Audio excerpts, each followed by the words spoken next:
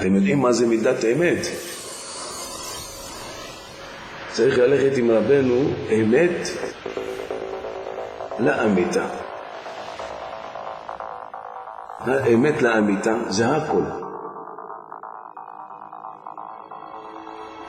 הגויים רוצים, אנחנו ניתן לכם כסף ואתם תשכחו את השם, אנחנו ניתן לכם תענוגות של עולם הזה, הרבה כסף תעשו,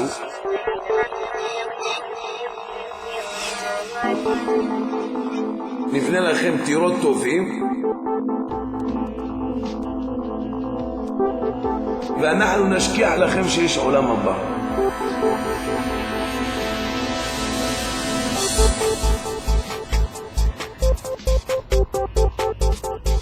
אנחנו נותנים לכם בנק, אנחנו נותנים לכם כסף, אנחנו ניתן לכם איך לעשות זולות הרבה של כסף, כל אחד יהיה מנפוך רק בכסף, העיקר את העולם הבא תשכחו. רב שמעון בר יוחאי הוא גינה. מה זה גינה? הוא אמר זה שקר.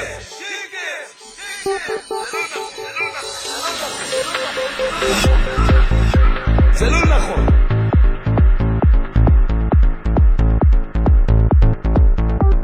וסירי אלוהים תשרפון באש, לא תחמוד כסף וזהב ולקחת לך ארורים. הם רוצים לתת לנו כסף, הם רוצים שאנחנו חסידי, אתה לא רואה חייך, איזה משרדים מפוארים, אתה רואה איזה שיש, זה הכל צוער או תחת זה.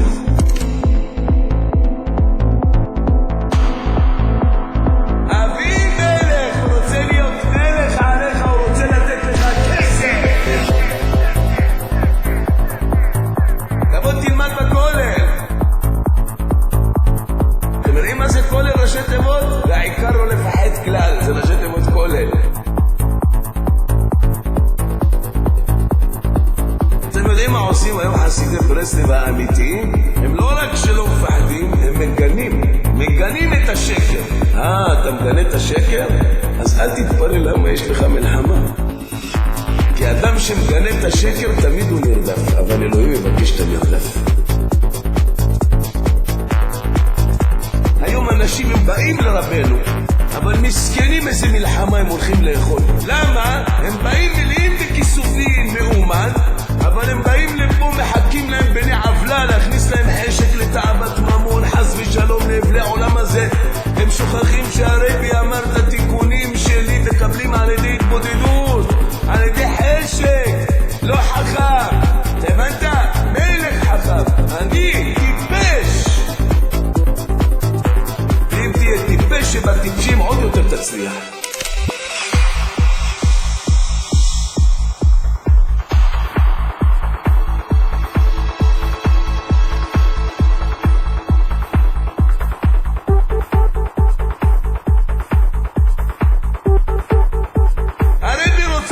שיאמינו בו, לא בכסף, כספם וזהבם לנידה.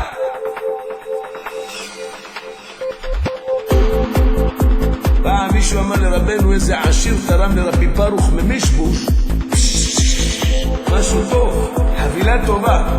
רבנו ישב, אמר להם אתם רואים את זה? זה בא אצלי לאום ראש השנה, הוא מלמד תינוקות, הוא תרם לי יותר מהעשיר הזה.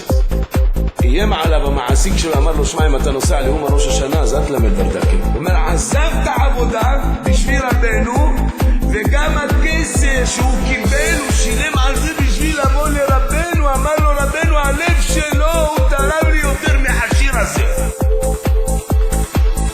הרבי הוא מחפש, תנו לי לבבכם חבר'ה, אל תחשבו שזה קל. כל חתיכת כסף היא עושה תומעה לבן אדם, כל כבוד זה חתיכת תומעה.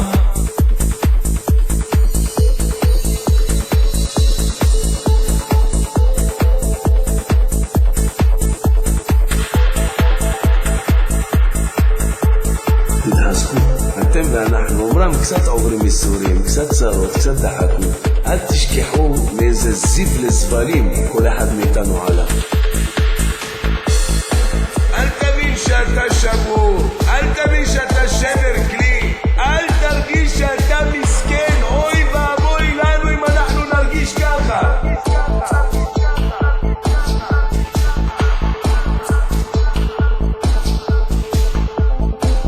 עוד יהיה טובה לגדולים שבדור שלא פנו אליו להדליק את המקטרת של אחד מהאנשיים.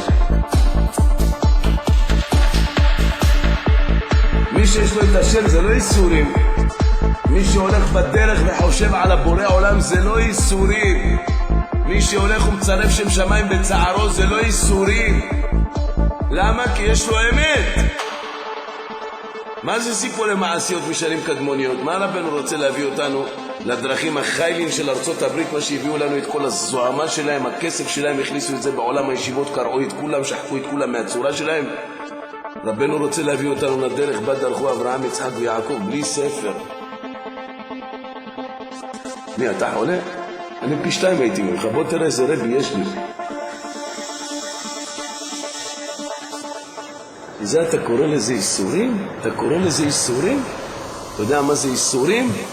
בן אדם שאין לו תיקון הכללי זה איסורים הכי גדולים.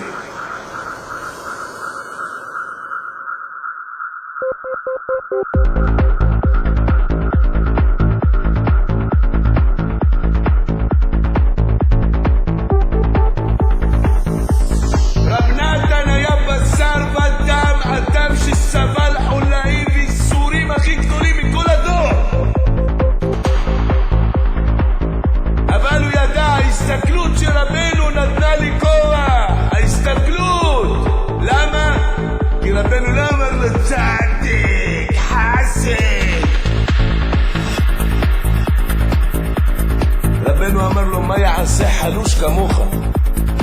אל תחשוב שאתה משהו, מה יעשה חלוש כמוך? אתה הולך לבד, אתה מפחד? מי שהולך לשדה לבד הוא צריך לפחד? אין לך כסף, אתה מפחד? יש לך איסורים, אתה מפחד? הקדוש ברוך הוא אוהב אותך, אוהב אותך, יסור יסרני, למוות של בחוץ לא נתנני.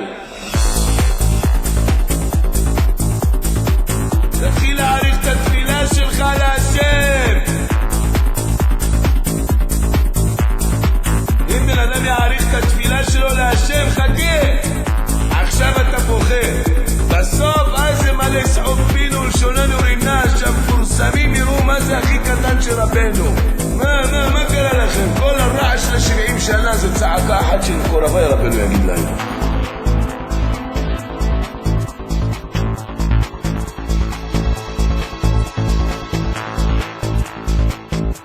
תתחיל להעריך את התפילה שלך להשם. הרבי אמר בחיי מאורנו בקטון קילה, אחד מהאנשי שיהיה קרוע עם סנדלים, יהיה לו כובע קרוע ובגדים קרועים, הוא יקיים מה שאני אמרתי. חיי, אוהב אותו כמו שאני עושה את הדבר הזה.